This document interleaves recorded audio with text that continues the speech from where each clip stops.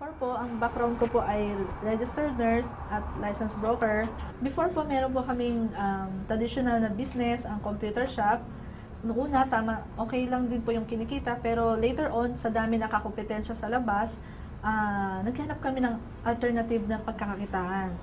Kaya noong June 2009, na-introduce sa amin ni Upline Dario Gurion ang B-Mobile. Dahil po sa B-Mobile, ginawa po namin B-Mobile, one year na po kami may dito. Nagkaroon po kami ng sariling bahay sa Makati at saka meron po kami isang paupahan na nagpaparental po kami ngayon. Ngayon ho, kahit may pamilya na ho ako, yung family ko po, natutulungan ko po sila pagdating ho sa financial. At ang maganda rin po dyan, yung kanilang panghanap buhay ho, nabibigyan ko po sila ng isa pang magandang hanap buhay. So, yun ho ang ginawa po sa amin ng B-Mobile. Lumaki po ako sa B-Mobile, kaya po ako lumaki dyan dahil siyempre, pag isinishare ko ho itong business ng B-Mobile, sinasabi ko ho kung ano po ang opportunity na meron ho sa B-Mobile na pwede nila po nila makuha, kung ano po yung mga gusto nila makuha para sa pamilya ho nila.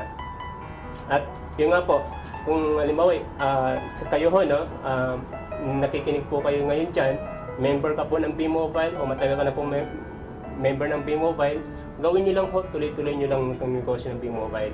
Kasi ang maganda po rito, pag tinuloy-tuloy niyo po ang negosyo ng B-Mobile at sa tingin niyo po, akala mo parang napakadinig pa para sa iyo, bukas ho, pagputok ng araw, ikaw na rin ang magkukwento ng mga maganda na nangyari sa iyo.